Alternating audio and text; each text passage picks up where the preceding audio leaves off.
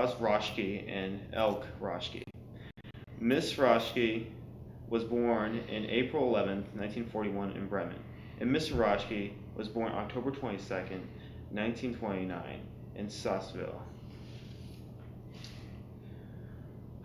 Mr. Roeschke is a U.S. citizen and has been in this country since 1951. They had a son and a daughter who were born in the United States. They both had experienced World War II on the receiving end of the Allied bombs when they were young children. The Americans had bombed during the day and the British at night. The civilians were at the front line of the war. This was the first time in a modern war that civilians had become extensive targets, partially because of the advancement of airplanes. And cut. How was life like as children in Germany? Thank you. Well, are you talking about the time during the war or the time before the war? Before the war. Very nice. We had everything to eat, no problems whatsoever. Except the political situation was not the best. And what were the major industries of Bremen? I wasn't born then, so I wouldn't know. Well, ships building, export import. It's the second largest port of Germany. And what were your parents' occupations before the war? Well, that's a pretty complicated thing to say it in English. What? My father used to be a CPA for a certain area of Germany. You have one head CPA and then you have the little CPAs that are running behind. And he also was a reserve officer of the German army. And my father was in the ex and import business in Bremen. It's a large corporation. My mother was not working. She stayed at home. Yeah. Were the schools that you went to like the schools that your children went to in the United States? There's a difference in the whole school system between the United States and Germany, but basically, I mean, we had just elementary school, and then went on to secondary school, and then high school, which was pretty much the same setup as here, but the curriculum was different. How was it different? I think it was a little bit more intense and a little stricter. And I would say more academic. Yeah. No vocational. No. Now, do you remember where you were when the war began? I was born, so I don't know. Okay. Yeah, I was in Bremen and we used to live in the Nienburger Straße. How did your parents feel about it when the war had begun? That's very difficult to say. My father was an officer then, and his loyalty is with Germany, certainly. And my mother, she didn't work. Oh, yeah, she worked too. Well, you didn't talk much about politics, that's for sure. Not when children were around, anyway. That's for sure, yeah. And when did the fighting begin near your home? If you're talking about the occupation later on, No. you talked about at the end of the war where the British troops moved into Bremen. No, when the fighting started. Yeah, that's right. Are you talking the war in general, or the When it started in Germany? In Germany? Yeah. September 11. Wait a minute. No, September 1, 1939. What do you recall about the first air raids? The first air raids, they were not too hard, and they were not quite coming constantly. Were they only at night? Only nights, yeah. They didn't come during the daytime in the beginning. Did you lose anything such as electricity? Did you anything like that? Not in the beginning, no. So was it easier to survive in the beginning? Well, I think what it's not. It's very difficult to explain.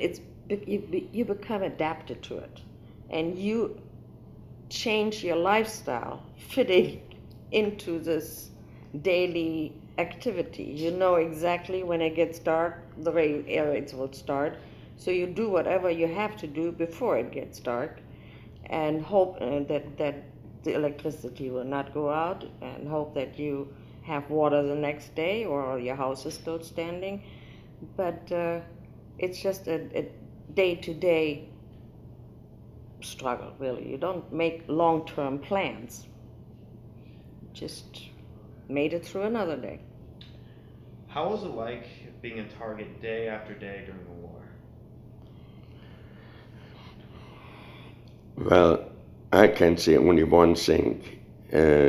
German soldiers who came back on leave into Bremen, they went right back to the front line because you are a target. You sit in the basement, you cannot defend yourself. That makes it pretty rough. It's very unsettling. Nerves are getting a little shattered, but basically you carry on as best as you can with your life. I mean, people still went to work, children went to school, you cooked your meals, and you just had to keep on living. Now, did you stay in the shelter with your parents? Yeah. And how much time did you have getting to the shelter? Well, that depended. Sometimes there was not a whole lot of time. Sometimes you had enough warning to make it in leisure. I mean, you had your essentials, your suitcase packed that was standing by the door. Everybody knew exactly what to grab and where to go, and you went off to the bomb shelter. Usually maybe 15 minutes or so. Yeah, I would say so. How many people stayed in the shelters? I don't know. The one in Braunschweiger Straße, it was big. Yeah, well. There were several hundred people in there. Oh, yeah. Several stories in the high. beginning of the war, you had underground bunkers, which were not very suitable to wartime condition because the bombs right away penetrated them. So they are building the high-rise bunkers. They are up to, I would say, 10, 12 stories high. No, it was maybe 5 stories. Yeah, ours, but the one in the west, that was higher. Yeah, and a lot of people had their basements shored up and was laced up with heavy lumber and so on, and they stayed in their basements. If they were too far away from a bomb shelter and they knew they wouldn't be able to make it, they stayed there.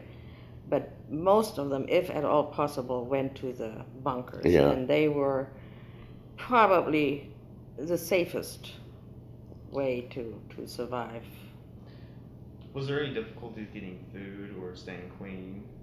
Not doing the clean. We weren't really too worried about staying clean. That wasn't the uppermost thing on our mind. Food was a lot more important. But during the war, the food was really more readily available than after the war. Yeah, I agree. I mean, everything was rationed, but I don't think anybody really was starving. It was afterwards. It was trying to cook a meal. That was the trick, because you really didn't. Then the gas went out, so they had to open fire in the backyard, mm-hmm. and you became very inventive, to say the least. How were you entertained as children during this period of time? Entertained? Yeah, I don't think anybody entertained us. No, I don't think so. We had to find pretty much our own entertainment, reading, or if you had time. Basically, when you came back from the bomb shelter, you tried to pick up the pieces. And even people who were not bombed out, there was damage from just shells and so on. And you tried to plan for the next day. The next meal had to be done, and so on, and try to get a little shut-eye. And that was it. How was your education affected? It was spotty, I would say. Yeah. Well, in general, they evacuated quite a few schools to the southern part of Germany and to the eastern part of Germany. I went to Bavaria the first time, second time to Saxonia. And there were no air raids, and we picked up our schools right over there. I had an older sister and older brother, and they both went to the eastern part of Germany, stayed there with surrogate parents, and went to school there. And they just picked up their education there. And when they came back, well, they were school days that were missed, and some days they had to go to the shelter from school and this and that. So it was not a continuous education, I don't think. There was not much paper to write on either, so it was on the paper you did write on, you couldn't use ink. No, just well, made from wood. Yeah. What was your biggest thoughts during the war? Don't look at me. I wasn't thinking very much at that time. Like, how was it being like in constant fear of being bombed? I would say you reach a point that you don't care. Yeah. I think as children have a wonderful way of adapting. They just accept things the way they are. And I don't think they were too worried about it. The adults, I think, were worried more than the children. Yeah. So your parents were more fear than you were? I don't think they really had a lot of fear. They just wanted to get to the shelter on time, get back home on time, and then get ready for the next day. There really wasn't any long-term planning at that point. I agree. It was just a daily grind was enough to keep people busy. Was your home or your neighbors or anyone near you ever damaged? Yeah, just about every house was damaged some way or another. We weren't completely bombed out, but behind us, the house was hit with was it an air bomb or something? Yeah, that's what they call it. Yeah, and of course it blew all the windows and doors out in our house too. And, well, we lost one floor where I used to live. We had the incendiary bombs hitting it. The phosphorus bombs from phosphor. That's the most dangerous you can get. If you touch that one, you burn your skin right off your fingers. So, but we were lucky we lost only one floor on the house. Because the houses were all built solid brick, so it didn't burn as easily as, wood construction or something like that. You may have it damaged, but the basic structure was still there. Did you lose any friends or family members during the war? Yeah, I lost a cousin. Two cousins actually. That was pretty much it. You lost your father. Yeah, I lost my father. I lost two uncles. Mm-hmm. Now, what were some of the, could you describe how it looked during the bombing in Germany? How it looked? Well, we were in the bomb shelter. You didn't see anything. There were no windows in there. You only saw the aftermath when you came out.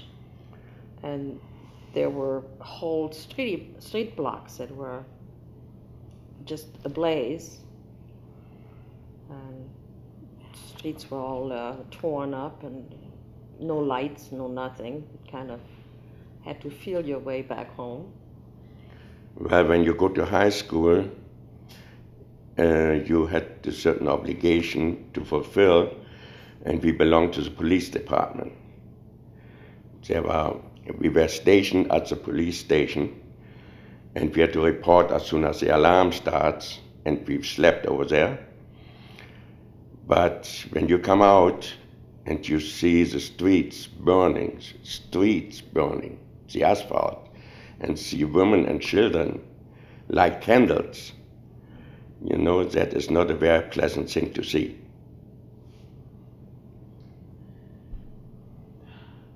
Did your family have accurate knowledge about the war's progress? Well, they heard what they were supposed to hear. There was no television. There was radio. They had the Sondermeldung. Yeah. But whether that was the truth or not, probably not. I mean, it was the British were practically not knocking on the door, and they were talking about the miracle weapon. Yeah. Don't give up, don't give up, the miracle weapon is here. So, I mean, it was a very biased reporting, to say the least. At what time did you know it was safe to go back to your home? They would, a siren would sound when the air raid was over. If you're lucky, you made it home before it starts all over again. And they didn't open the doors from the bunkers until the air raid was over. Yeah. What was the most or some of the most memorable events of the war that you experienced? My mother's pea soup. Well, that was one way that people really stuck together. Yeah. One helped each other. There's no way around. If you would dare to steal, you wouldn't have a chance. No, they were very... Yeah, even strangers came to help. And there's where you learn what it means, neighborhood. Because they were all pretty much in the same boat. I mean, whatever happened to your neighbor this night could happen to you the next night. Yeah. So they were really dependent on one another. And nobody had anything, so there really wasn't any animosity or whatever. Everybody tried to save as much as they could. It was a very, actually a very, pretty much the same feeling as it was here after September 11th, where people kind of felt a little closer and a little, it's just times like that bring people together. Yeah. What did you feel was your scariest experience?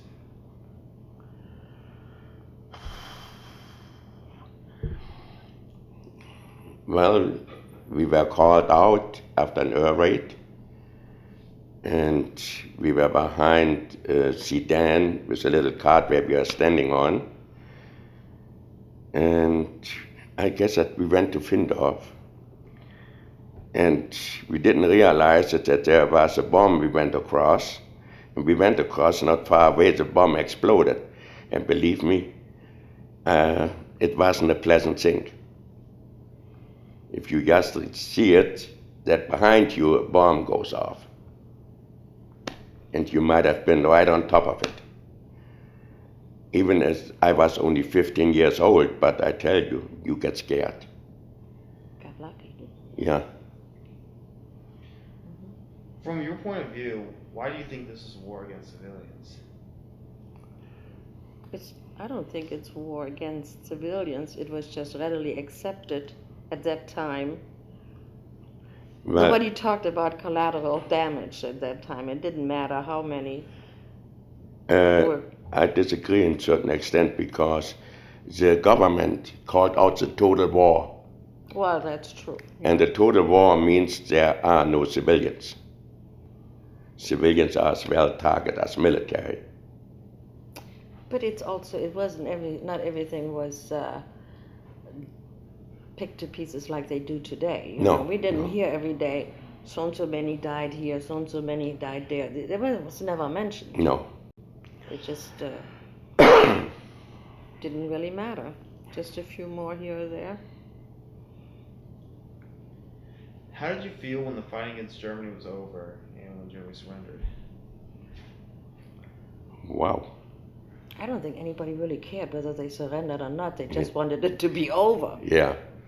Just the first night without bomb raids, peaceful sleep. I don't think anybody slept because everybody was waiting for the planes to, nothing is happening. Yeah. What's going on? It's so quiet. So there's a great sense of relief? Oh, definitely. Definitely. But then also, what now? Uncertainty. What's going to happen now? Who's going to come here. What's going to be our future? How did your parents and your neighbors feel about the end of the war? Relief. Like everybody else. Just Finally, peace, you can sleep, you can go shopping. Well, there was nothing to shop for anyway. But relief. And how extensively had Bremen been damaged? Oh. Okay, I would say total damage was about 40%, and with damage to houses but you can live in, I would say about 75%. So 25% was about okay. Certain areas of the city were completely gone. Basically, the areas around the harbor, all the industrial areas, they were completely gone. There was nothing left, flattened. And the rest was pretty much damaged. Yeah. The infrastructure, I mean, the water and the electricity and the gas and all the streets were torn up, so the pipes had ruptured, and you only had electricity for maybe 2 hours a day, or then the gas was on for an hour a day. So you really didn't do a whole lot of thinking at that time. You just tried to get your daily routine going in those time slots when water was running, and spend a lot of time waiting in line for everything. Yeah. So, what was the process of building Bremen back? Actually, it went faster than anybody had anticipated. I remember when I was maybe 12, 13 years old, and my father we went for a walk, and he said, just look around. In my lifetime, I will not see this being rebuilt. But he did, and it was done much, much sooner than he had anticipated. So I would say by the end of the 50s, Bremen was pretty much rebuilt. Yeah, completely, yeah. So the harbor was done, was rebuilt. Everything was working again. Now, why had Bremen been a target during the war? Because it was a seaport. Plus, they were building the Focke-Wulf airplanes, and they had outside of Bremen. In fact, the bunkers are still there. It's where the U-boats were stored underground. They tried to blow them up, but they just couldn't. They were built too good. They're still there. So that was a major target because they had access to the North Sea and then to England and so on. Is there anything you regretted about the war? Well, I regret the whole war. Yeah, I don't think war is ever a good answer to any problem. And this war has caused more misery than I think any other war ever in history, and really didn't change a darn thing. Especially on the civilian population. Yeah. Now, how was life like after? Education, everything went back, Pretty quick. I mean, there was really not a whole lot of. We had shift school. Yeah. The schools were destroyed, and we had morning classes, afternoon classes, shift work. And we had nothing but old teachers because the young had all gone to the front. A lot of them died. A lot of them were prisoners of war. So they called all the retired teachers back. But other than that, it just continued. Except the food. From 45 to 48, we didn't have much to eat. Yeah. That was the worst time. Yeah. Did your parents go out of the country and see any other parts of the war, how it affected other parts of the world? In those days, people didn't travel much. I mean, my father had traveled a lot before the war because of his work. But after the war, there wasn't much traveling going on in those days. Nobody had money to go anywhere. And really there was no need. We were pretty busy trying to rebuild without traveling. Yeah. How did your family do in society? What do you mean by? Overall, like social status. Well, they were middle class, I would say. Same here. Yeah. Now, did they have like any problems getting a job after the war or maintaining the family? Well, my father became a POW in Russia, and he died as a POW. We couldn't find out. We tried to find what happened to him. It took us about 5 years before we got notified through the Red Cross that he died in Russia as a POW. But otherwise... No, I mean, my father was still working for the same company that he had been working for before the war. They just traded in different commodities. It used to be im and export before the war. Well, nobody was trading with Germany after 45, so they just sold other things, tar paper and can, whatever there was. Or go Kohlenklau. Right, well, I mean, it was just a very, you had to be rather inventive in those days. And that's pretty much what everybody did. Whatever opportunity arose, they took. And well, we had one advantage in Bremen, because that's also the fishery port. At least 45 to 48 we could get fish. So you ate fish morning, noon, and evening. You had fish flour, you fried fish, you had fish oil. Fish hot so dogs. After 48 you didn't want to see anything about fish anymore. I liked fish, I still do, I'm sorry. How did you feel your development as a child was affected by your whole experience? I can tell you, I think we had a wonderful childhood, as silly as this might sound. But, I mean, we were free as the birds. Nobody really worried too much about us. No. We just, we were just there. I mean, they always, I don't know, there really wasn't any psychological stress, or nobody ever talked about these things in those days anyway. It just do or die. So it was kept quiet most of the time? It never even came up. No, we hardly talked about politics. No. I mean, we had our friends just like everybody does now. We were very satisfied with whatever we had. I mean, we didn't have toys and all this. We did have toys, but not to the extent that kids have today. But overall, I think we were happier, really. Well, thank you for your time. Hopefully we helped you. Yeah, that's it. Okay. Hope you have a good day. Thank Thank you. you.